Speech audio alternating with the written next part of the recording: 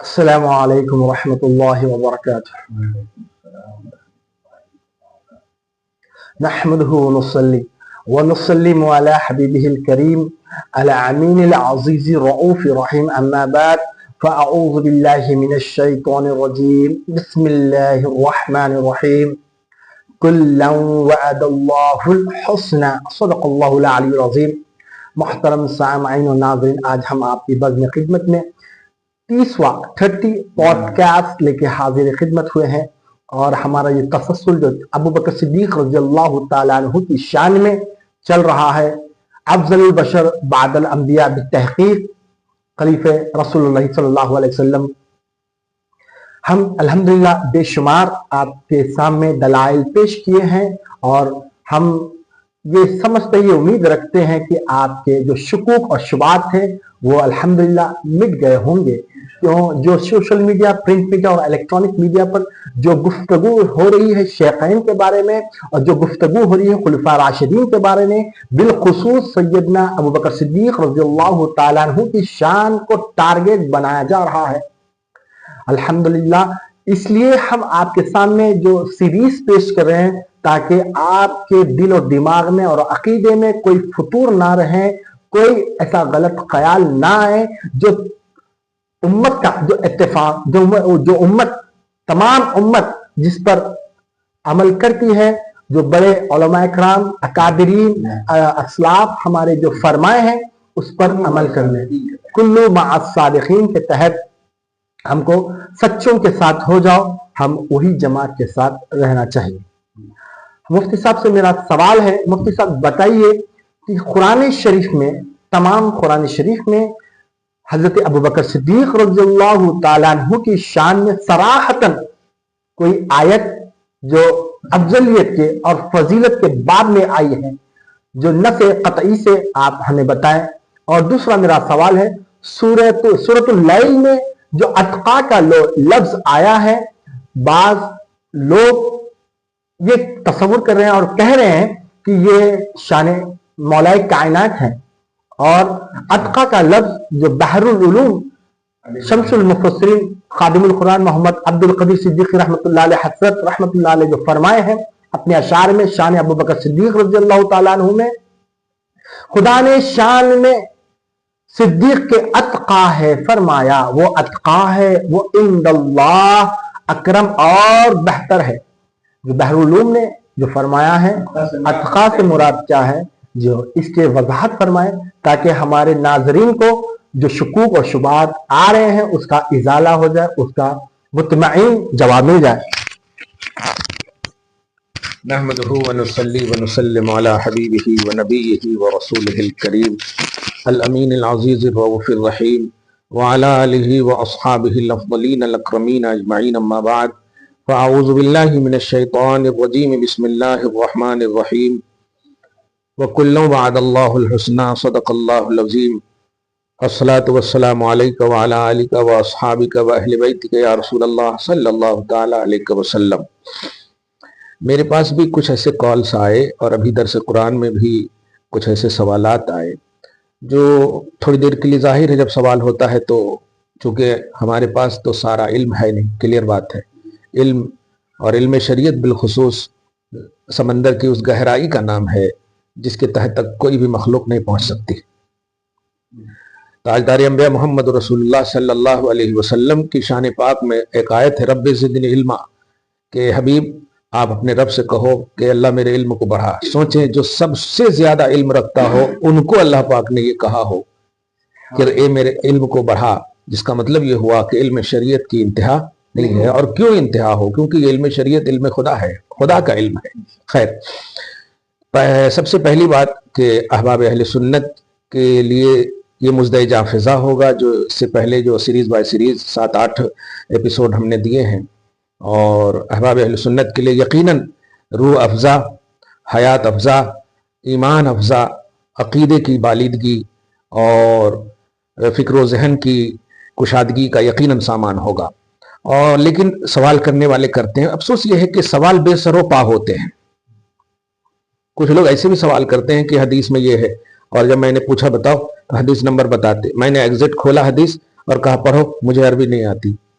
پھر میں نے اردو بتایا تو کہا کہ پڑھو تو مجھے اردو بھی نہیں آتی. اب بتائیے ایسے لوگ ہیں جو اپنے آپ کو کہتے ہیں محب اہل بیت, اور علماء کرام جو ربانیین صبح شام جو قرآن حدیث میں رہتے ہیں ان پر کلیم کرتے ہیں, ان سے مناظرہ کرتے ہیں. میں عوام سے بالخصوص گزارش کروں گا کہ ایسوں کے دام فریب میں نہ آئیں, ایسے اوتھنٹک کلپس سنیں, ایسے اوتھنٹک علماء سے جڑے رہیں. اور عبد القدیر حسرت بحر العلوم یوں ہی نہیں ہے, کسی نے بھی آپ کے بحر العلوم پر کلیم نہیں کیا. بحر العلوم کا مطلب علم سنگولر ہے اور علوم پلورل ہے, مطلب کون کون سے علم, کون کون سے, اب علم شریعت, علم طریقت, علم معرفت, جتنے بھی آپ علوم کو لے آئے, اب صرف پلورل ہے تو سوچیں آپ.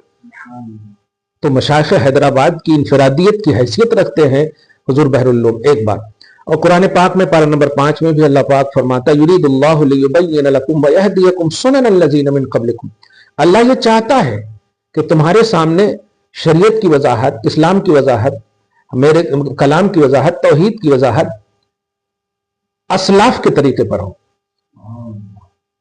ان لوگوں کے طریقے جو تم سے پہلے گزرے. اس آیت سے بھی اسلاف, کونوا مع الصادقین سورہ توبہ آیت نمبر 119 میں, سچوں کے ساتھ رہو. تو افسوس یہ ہے کہ یہ جو ایرانی فکریں رکھتے ہیں نا, بس ہر جبہ والے عالم نہیں ہوتے, ہر بولنے والا عالم نہیں ہوتا. عالم وہ ہوتا ہے جو قرآن بتائے, عالم وہ ہوتا ہے جو ریل میں حدیث بتائے, جو صحابہ بتائے, جو اہل بیت بتائے. 1400 سال کے بعد کون سی شریعت آپ پر نازل ہو رہی ہے جو آپ نئی نئی بات بتا رہے؟ اب وہ بات بتائیے جو قرآن ہے, اب وہ بات بتائیے جو نبی ہے, وہ بات بتائیے جو صحابہ ہے. ٹھیک ہے, تو دو بات خاص طور سے آپ نے ذکر کیا, اور میں اس چھوٹے سے کلپ میں, آج ایسے بھی بہت سارے درس ہو چکے ہیں, لیکن ہم سلسلہ کے اعتبار سے چونکہ ابھی 22 رجب 22 جمادی الاخر آنا ہے اور آئندہ اتوار کو ہو, اور شان سیدہ بھی ہمیں بیان کرنا ہے انشاءاللہ. تو پہلی بات آپ نے کیا کہا کہ اتقا سے مراد نہیں, پہلی بات آپ نے کہا کہ کیا صراحتاً قرآن میں حضرت ابوبکر صدیق ہیں, یہ پہلی بات. تو آپ ذرا نوٹ کیجئے کہ پہلے تو اسی آیت کی پہلے وضاحت کرو, سورہ لیل کی آیت نمبر 17. اللہ پاک فرماتا وَسَيُجَنَّبُهَا الْأَتْقَى. ٹھیک ہے, ہم اسلاف کے سلسلے کو دیکھیں تو ہم آنکھ بند کر کے مان لیں کہ اتقا سے مراد حضرت ابوبکر صدیق ہیں. خدا نے شان میں صدیق کی اتقا ہے فرمایا, ہمارے لیے بحر العلوم آئیڈیل ہے. کلیئر ہے. لیکن اب ظاہر سوال ہوا ہے تو تھوڑا بہت تو ان کے قدموں کی دھول کی برکت لیے ہوئے ہم بھی ہیں. عبد القدیر حسرت, ہمارے حسرت ہماری تمنا میں بدل چکی ہے لیکن ہم ان کے لیے حسرت کا سامان بنانا چاہتے ہیں جو اعتراض کیے ہیں. یہ بتائیے اللہ پاک کیا فرما رہا آگے آیت نمبر 18 میں, الذی یؤتی مالہ, جو اپنے مال کو عطا کرتا ہے, یتزکا, ستھرا ہونے کے لیے. ٹھیک ہے, اپنے مال کو عطا کرتا ہے. آپ ذرا مجھے بتائیے کہ مال کو عطا کرنے والے کا عنوان صحابہ میں سب سے زیادہ کن کا ہے؟ سبحان اللہ, عمر کا بھی نہیں ہے, بلکہ ایک موقع سے تو ایسا ہے کہ حضرت ابوبکر سب مال دے دیے اور عمر آدھا مال لائے, جو کوانٹیٹی میں ابو بکر کے مال سے کہیں زیادہ تھا, کوانٹیٹی میں, سمجھ رہے نا آپ. لیکن نبی صلی اللہ علیہ وسلم نے جب پوچھا کہ عمر کتنا لائے ہو؟ یا رسول اللہ اتنا لایا ہوں. کوانٹیٹی دیکھ کر سوچے کہ آج تو خوش ہوں گے, لیکن ابو بکر صدیق رضی اللہ تعالیٰ عنہ سے پوچھا تم کتنا لائے ہو؟ یا رسول اللہ سب. کیا چھوڑے ہو؟ تو اللہ رسول کو چھوڑا ہوں. آپ سمجھے, تو مال عطا کرنے کے حوالے سے ابو بکر کی مثال نہیں ملتی. ٹھیک ہے, جانثاری اور مال کی قربانی دونوں. اور تیسری بات سمجھیے, عبد القدیر حسرت علیہ رحمان نے ایک اور شعر کہا ہے اس میں کہ میں نے کر دیا, کیا ہے وہ شعر؟ ہاں, گر کیا احسان میں نے کر دیا بدلا. بس یہی پڑھیے آپ. یعنی اللہ کے نبی صلی اللہ علیہ وسلم یہ فرما رہے ہیں کہ مجھ پر جس کا بھی ظاہری طور پر ورنہ نبی سب کے لیے محسن ہے, مگر ظاہری طور پر کسی نے بھی احسان کیا ہو میں نے اس کو بدلہ دے دیا. لیکن ابو بکر صدیق کا احسان ظاہری میرے اوپر ایک ایسا ہے کہ جس کا بدلہ اللہ تعالیٰ دے گا، وہاں دے گا، جزا صدیق کو دے گا خدا، جس کا بدلہ اللہ جو برتر ہے وہاں دے گا۔ مطلب یہ کہ حضرت ابوبکر صدیق کی وہ ذات ہے جن کے اوپر کسی کا احسان نہیں، بلکہ ان کا ایک ایسا عظیم احسان ظاہری نبی پر ہے کہ جو نبی صلی اللہ علیہ وسلم جو مختار کائنات ہے وہ بھی کہہ رہے ہیں کہ یہ احسان کا بدلہ میں دنیا میں نہیں آخرت میں اللہ تعالیٰ دے گا۔ اس کا مطلب حضرت ابوبکر پر کوئی احسان، کوئی احسان، بس اس کو بار بار بولیے، کوئی احسان نہیں۔ اب سنیے، اور حضرت علی کے پاس ذرا سے آئیے آپ، جو ان آیتوں کے ذریعے سے جو حضرت علی کو کہتے اتقا، یہ آیتوں کے سلسلے کو دیکھیے۔ آیت نمبر 18 کے بعد 19 کیا فرمایا؟ وَمَا لِأَحَدٍ عِندَهُ مِن نِعْمَةٍ، کہ یہ کسی کے احسان کی بنیاد پر نہیں ابو بکر خرید رہے ہیں بلال کو،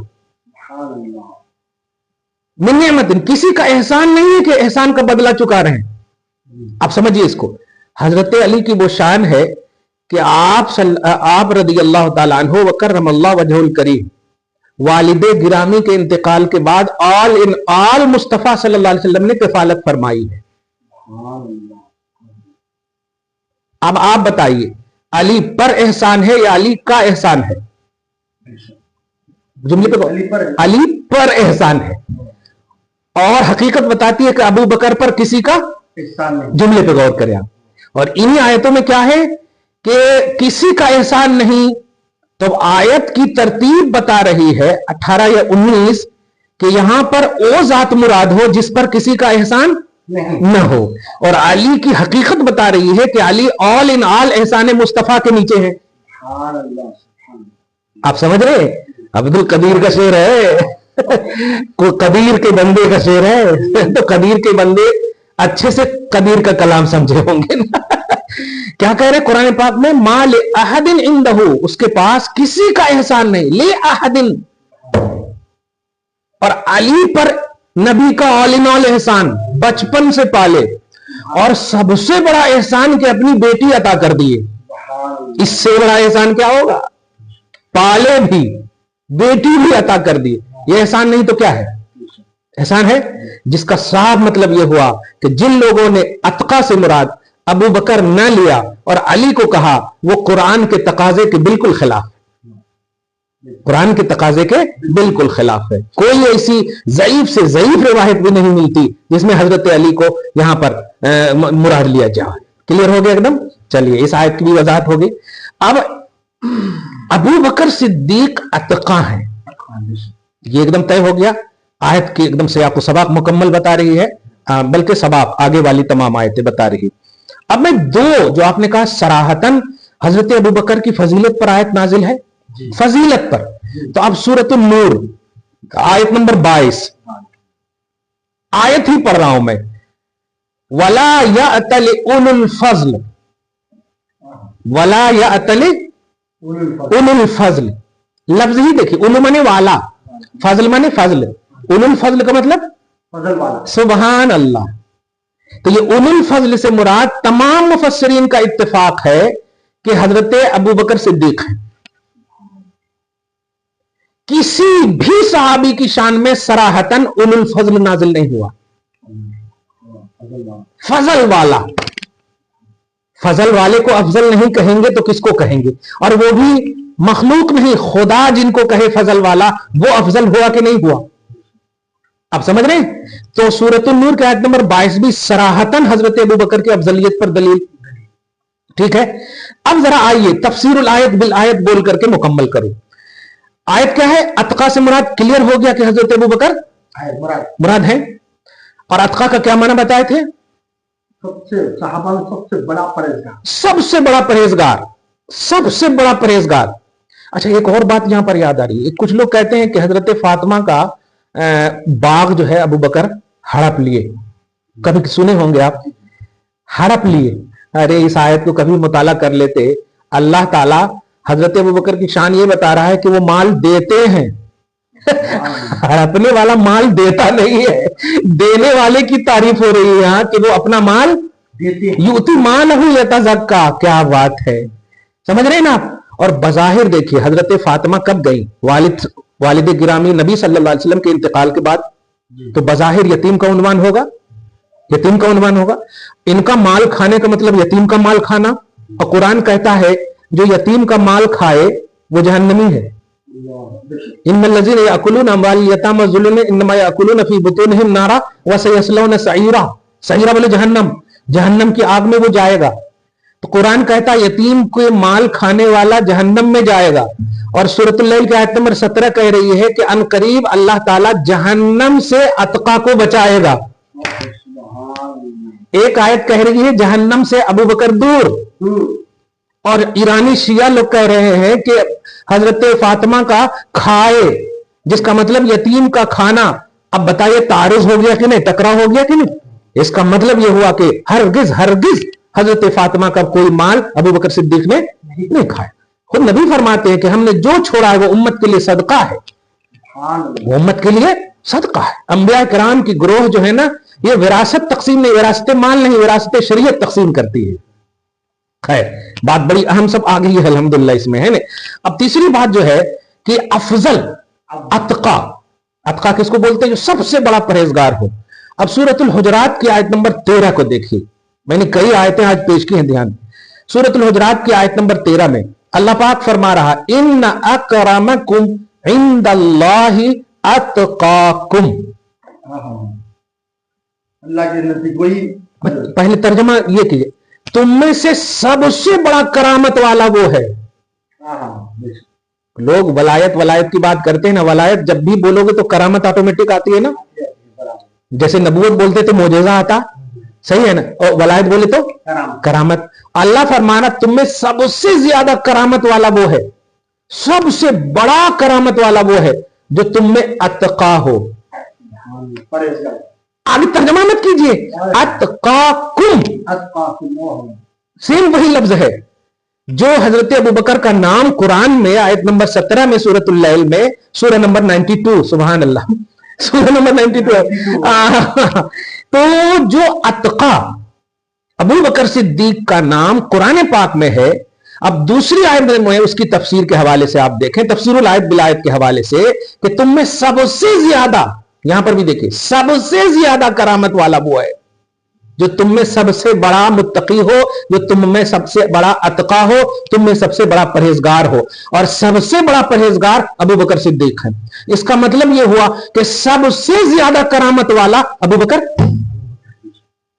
کلیئر ہے نا؟ قرآن سے میں نے تم میں سب سے بڑا کرامت والا، اس لیے میں نے یہ آیت اس کی وضاحت کے بعد یہ کہا ہے، تم میں سب سے بڑا کرامت والا ابو بکر، تم میں سب سے زیادہ فضیلت والا ابو بکر، تم میں سب سے زیادہ عزت والا ابو بکر، تم میں سب سے زیادہ عظمت والا ابو بکر. یہ قرآن ہے.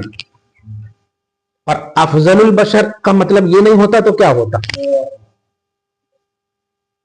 افضل البشر بعد الانبیاء بالتحقیق. اب تحقیق ہو گئی نا، بالتحقیق کا مطلب یہ ہے اب قرآنی تحقیق ہو گئی کہ تمام صحابہ میں، تمام صحابہ جو اس وقت تمام انسانیت میں افضل ہیں، تمام انسانیت میں افضل ہیں، بلفظ دیگر تمام انسان میں سب سے زیادہ فضیلت، کرامت، تقوی، طہارت، پرہیزگاری، مال و دولت میں انفاق سب سے زیادہ رکھنے والے کا نام وہ ہے جن کا نام قرآن نے اتقا کہا ہے. خدا نے شان میں صدیق کی اتقا ہے فرمایا، وہ اتقا ہے، وہ عند اللہ اکرم اور بہتر ہے. دیکھا اکرم بھی رہا، ان اکرمکم عند اللہ اتقاکم.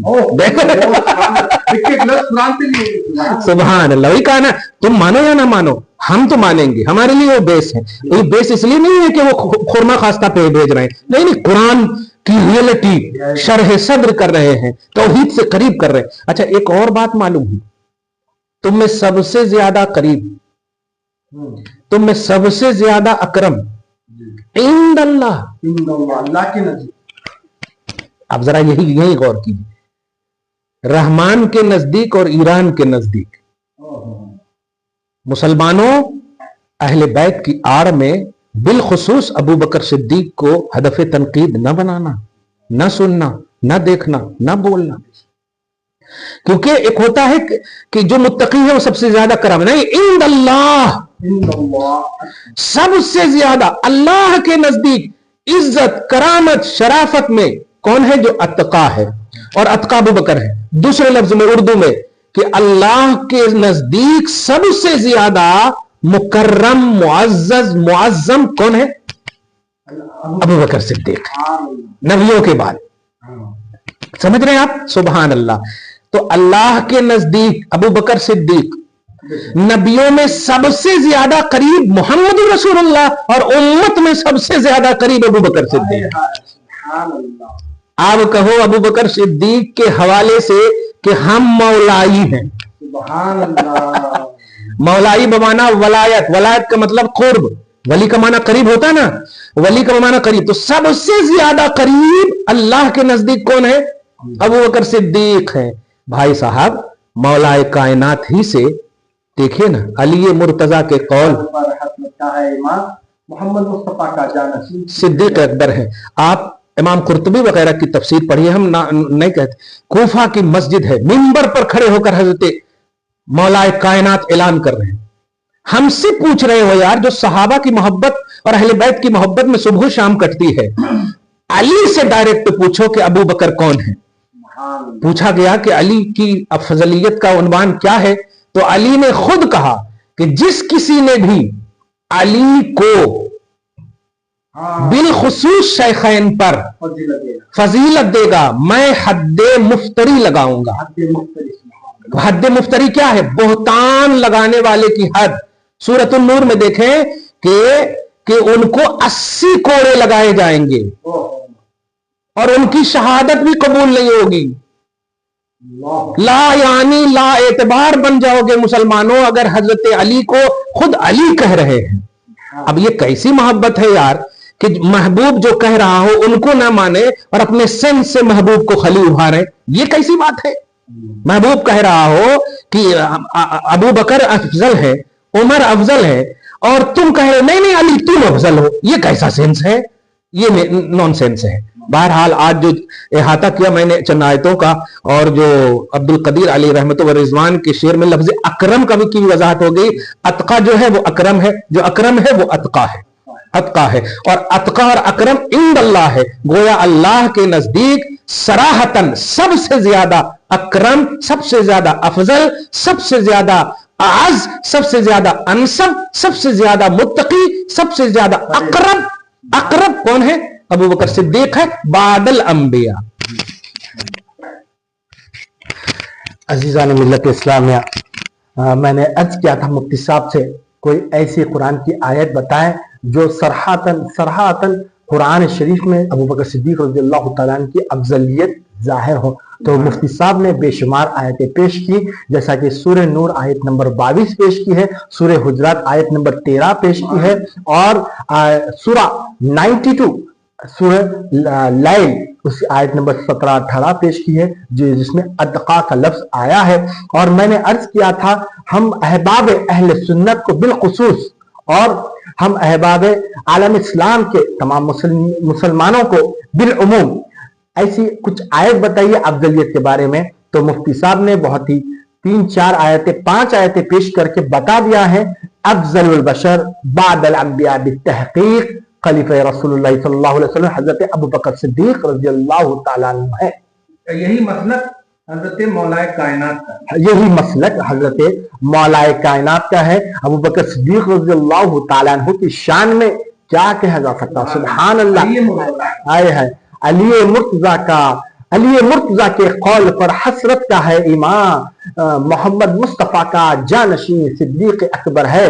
صدیق اکبر کی شان کیا شان ہے؟ سبحان اللہ. پہلے مسلمان صدیق اکبر ہے، پہلے مومن صدیق اکبر ہے، اور جس کو صحابیت کا جس کو شرف حاصل ہوا وہ صدیق اکبر ہے، جو سرکار مدینہ صلی اللہ علیہ وسلم کے ساتھ جو غار ثور میں گئے وہ صدیق اکبر ہے. قرآن سے صراحتاً اگر سبحان اللہ صحابیت اتقائیت جن کی ثابت ہے وہ صدیق اکبر ہے. الحمدللہ آپ سماعت فرمائے ہیں بحر العلوم حضرت العلامہ مولانا محمد عبد القدیر صدیقی رحمت اللہ علیہ کے جو شعر پہ ہم نے 3 اشعار جو پڑھے ہیں اس کے اندر قرآن وہ نظم میں تفسیر قرآن ہے. وہ نظم میں قدیر پہ سرکار کے جو اشعار ثانی صدیق میں نظم میں وہ تفسیر قرآن ہے. سبحان اللہ. جو شعر خدا نے شان میں صدیق اتقا ہے فرمایا، وہ اتقا ہے، وہ عند اللہ اکرم اور بہتر ہے۔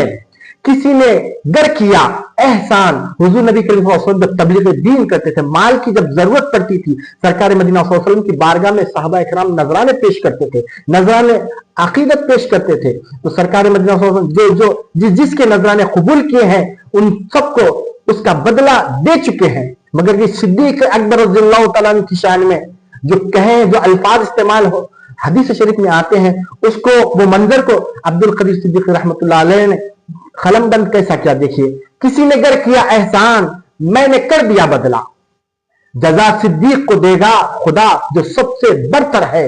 اور آخری مقطع جو ہے بحر العلوم محمد عبد القدیر صدیق رحمۃ اللہ علیہ کا، علی مرتضیٰ کے قول پر حسرت کا ہے ایمان، محمد مصطفیٰ کا جانشین صدیق اکبر ہے، لخمسۃ اطفی بہا حر الوباء الحاتمہ، المصطفیٰ والمرتضیٰ وابناہما والفاطمہ وما علینا الا البلاغ۔